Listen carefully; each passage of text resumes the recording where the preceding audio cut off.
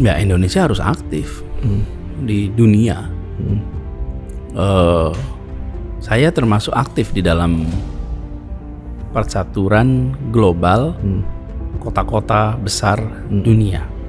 Ini untuk kita bisa mewarnai agenda-agenda percakapan di level dunia. Jadi tadi bicara U20. U20 itu pertama kali di Buenos Aires. Saya termasuk founding members. Ketika pertama kali tahun 2018 di Argentina, itu pertama kali. Kemudian 2019 di Tokyo. Dan ada namanya C40, City40, C40. Ini adalah kota-kota besar dunia yang membuat semacam asosiasi. Dan di situ saya menjadi steering committee sebagai wakil ketua. Ketuanya wali kota London, wakilnya gubernur Tokyo, dan gubernur Jakarta. Nah, kami adalah steering committee untuk asosiasi kota itu. Saya melihat adalah bagian dari dunia. Jadi kita melihat dunia itu bukan sekedar sebagai mitra untuk transaksional dengan kita, tapi kita ini warga dunia yang ikut di dalam, kalau bahasa pembukaan Undang-Undang Dasar kita itu menjaga ketertiban dunia. Jadi kita ikut terlibat. Sadarlah bahwa kita ini warga Jakarta, warga Indonesia, dan warga dunia. Dan sebagai warga dunia kita ini harus ikut di dalam urusan-urusan global. Hampir 6 bulan menjabat Gubernur DKI Jakarta, Heru Budi Hartono dinilai banyak pihak miskin terobosan. Tidak ada terobosan yang ditunjukkan sang PJ Gubernur. Kondisi ini berbeda saat DKI Jakarta dipimpin oleh Anies Baswedan selama 5 tahun. Jakarta mampu tampil sebagai kota kolaboratif yang mengutamakan kepentingan kesejahteraan dan keselamatan Jakarta. Anies mampu menjalankan kepemimpinannya secara orkestrasi, mulai dari persoalan banjir, kemacetan, polusi, pendidikan, kesehatan, infrastruktur, sampai kesejahteraan lansia. Dijadikan program mendesak dan semua warga DKI bisa merasakan manfaatnya. Dari segi infrastruktur ya, sudah banyak yang berubah sih. Meskipun ada beberapa program yang masih ada perbaikan ya. Terutama saya sebagai warga Jakarta sih dampak sisi positifnya kerasa gitu. Yang langsung kerasa sih penataan di jalur protokol Jenderal Sudirman Tamrin inilah.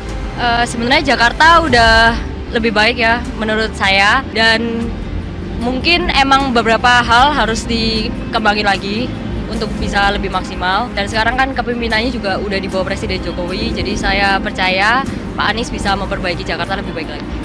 Menurut saya kepemimpinan Pak Anies ya cukup baik lah ya.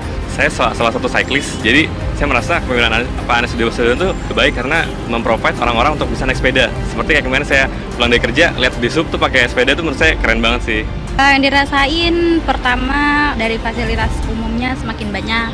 Terus tempat-tempatnya juga semakin tertata, semakin rapi, lingkungannya juga semakin bersih. Udah gitu juga masyarakatannya dari religi-nya juga dapat. Gimana perbandingan antara sebelum diperbaiki sama sesudah?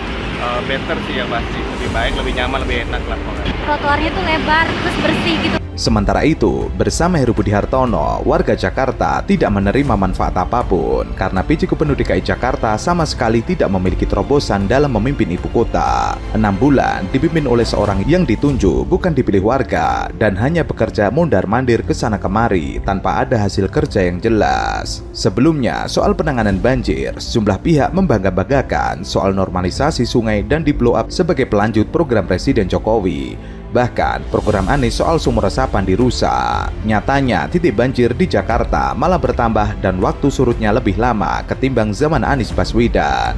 Akhirnya sumur resapan pun dilanjutkan. Gubernur miskin konsep. Untung saja di sektor lain Heru masih terbantu oleh program-program peninggalan Anies Baswedan. Ditambah lagi, sejauh ini Heru masih didampingi oleh kepala dinas yang menjadi anak emas saat Anies Baswedan menjadi Gubernur DKI Jakarta. Itulah hebatnya Anies, memilih kadis sesuai kompetensi dan kapabilitas sehingga mampu menunjukkan kinerja yang baik dalam menjalankan program-program kedinasan, tidak melulu soal politik. Sementara itu, pergantian kepemimpinan DKI Jakarta saat ini menjadi suasana baru dan pelaksana kebijakan baru kini meruno dengan pemimpin baru Heru Budi Hartono. Pejabat Gubernur DKI Jakarta saat ini memegang jabatan tertinggi dan mempunyai hak penuh dalam melaksanakan tugasnya sebagai Gubernur gubernur termasuk mengambil langkah kebijakan. Heru Budi terpantau tidak lagi menjalankan sejumlah peninggalan kebijakan dari gubernur sebelumnya Anies Baswedan. Sejumlah kebijakan yang dibuat dalam kepemimpinan Anies Baswedan disebut belum efektif dan beberapa dialihkan untuk aspek tertentu. Salah satunya, pertama, selama kepemimpinan Anies,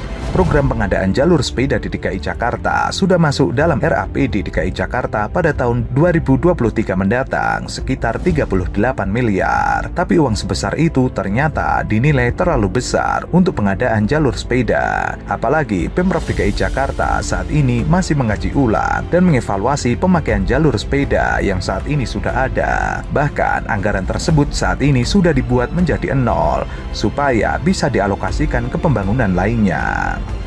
Ada kan semua juga kita, kalau itu untuk kepentingan masyarakat nggak masalah. Termasuk jalur sepeda?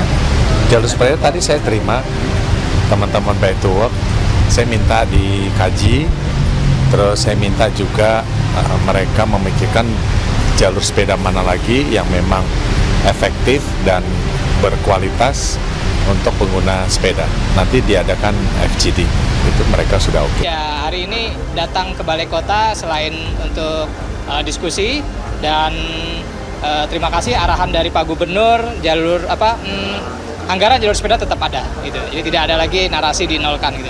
Karena itu bertentangan dengan kaitan pembangunan kota Jakarta yang berkelanjutan. Selain itu, rancangan tim gubernur untuk percepatan pembangunan DKI Jakarta telah dipastikan tidak akan dijalankan sesuai rancangan Anies Baswedan. Heru Budi juga sempat menyinggung hal tersebut setelah dirinya dilantik sebagai PJ Gubernur DKI Jakarta. TGUPP dianggap Heru mempunyai anggaran terlalu besar dan belum tentu bisa optimal secara etika kerja.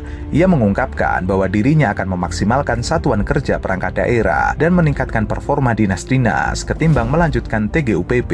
Ia akan mengoptimalisasi fungsi dari asisten pemerintahan, asisten ahli, hingga tenaga ahli di setiap aspek pemerintahan DKI Jakarta. Yang terakhir, hal yang cukup menonjol ketika Anies memimpin DKI Jakarta adalah banyaknya pohon di area monumen nasional yang dipindahkan untuk tujuan revitalisasi.